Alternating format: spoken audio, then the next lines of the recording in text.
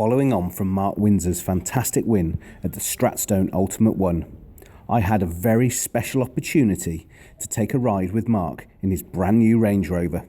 I'm still waiting to wake up. Yeah, I bet. I'm still waiting to wake up. It just doesn't seem. But I mean, for you, obviously you've still got age on your side. There's so much ahead of you. 27. 27. I just want a Range Rover. Yeah. Another of your best mates is obviously Ed, and Ed shot well in all the qualifiers. Yeah, and he did was really pretty well. much one of the first to congratulate you. He did really well. Yeah, I mean, he's everybody. The one thing that I'm so happy about is the fact that Henry Arnold was there, Jamie Brightman was there, Mark Marshall was there. They've all known me since I was a kid. And I think it's so nice for them. They was all saying it's so nice to see someone like me win it. Who they've known all the life. It hasn't changed one bit. It's just stayed the same. No, that's right. And it's just nicer to be there amongst friends as well. And obviously to win a car like this is just and a Rolex in one day. It's just I'm just verbal diarrhea at the minute. Doesn't matter though, does it? It's great though, isn't it? What I'm thinking is coming out. No, I mean it is though. But brilliant. It's nice. It really, really is nice. And the one thing that I'm so happy about is how much noise this is going to make for clay shooting. Yeah.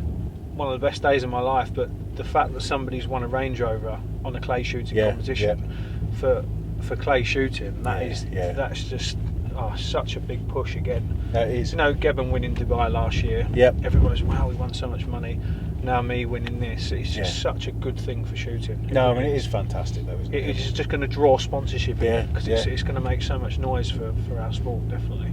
But I mean, in terms of that though as well though, Mark, I mean, what some of your success, last year, I mean, this has been building, these big titles are building and they're coming now. What do you put it down to? I think it's just, growing as a sportsman and growing as a shooter. Yeah. Because I've always been able to shoot well. I've always been able to win competitions, but to do it one after the other and shoot high scores like that, it takes a long time to get there. Yeah. And it doesn't come overnight. It's just a massive experience that all over the years has just finally fell into place now.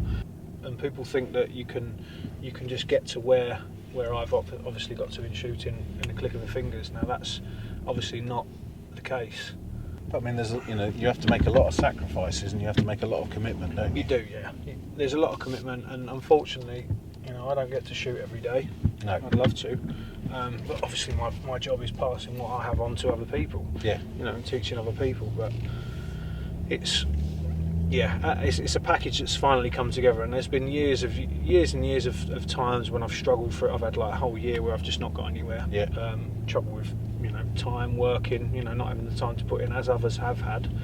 And now I've just finally got to the place where I want to be, where I'm comfortable with everything really, and I just I love shooting. Shooting's my passion, it's my life, and I think there comes a time in everybody's career when everything just comes together and you hit that peak, and I believe that I'm at that peak now.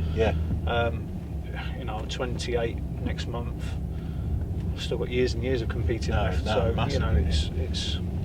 But I think, Mark, for you though as well, I mean, you're very humble in your success and you're very humble about who you are and what you've achieved. But I think a lot of people can look at it and they go, "Oh, Mark Windsor's won this and won that." But for you, there was a lot of hardship when you started your shooting. Definitely, and I think that's probably made me part of the shooter I am today. Because when I started shooting, it was in the very, very early days. It was twice a month.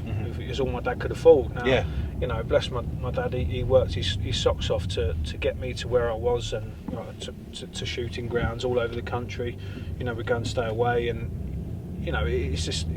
It's all that culmination of things that all come together at the end of it. As starting as somebody who's just that's another person now. Do you think it suits me? Take care. Lovely to see you. See you soon. Take care. Cheers now. But yeah, I mean, it's finally now. I've come to the point where I've got a lot more time on my hands now to get out to shoots and do the business. I think what helps, and a lot of people say that coaching doesn't do you any favours. They are right to a certain respect, but all the time you're around the shooting ground watching clays and helping people shoot clays and breaking things down and informing people how to take things on it is a bonus. It is a bonus, and I think coaching doesn't ruin you as such. It limits you sometimes in what you can do. But And was it moments like this, Mark, that spurred you on in your early years? You know, to get to the very top.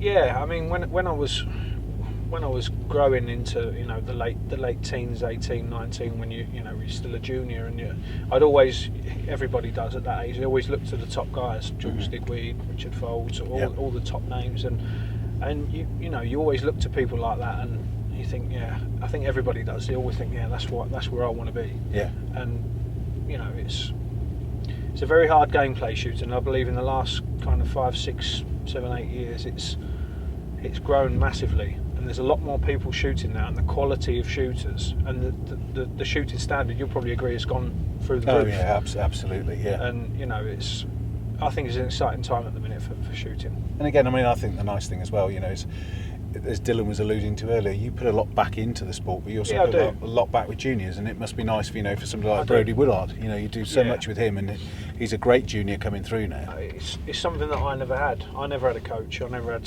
support. I had a little bit of sponsorship from certain people, and just small things like that. There's a few cartridges here and there, and nothing special. And I'm a great believer of giving back what I've got out of it. Now I've got here on my own.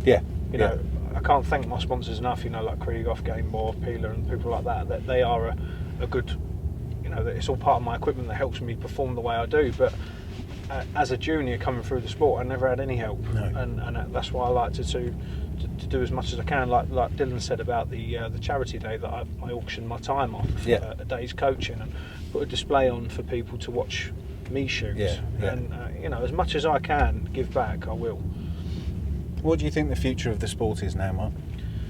I think the future of the sport now is in good hands at the minute. I think it's going to take a little longer before we see it make the big improvements, but that's the one thing I'm so happy about with what I've done today. Is, of course I've won such a lovely prize, but I'm so happy that now this is going to go to press that I've won this in clay shooting.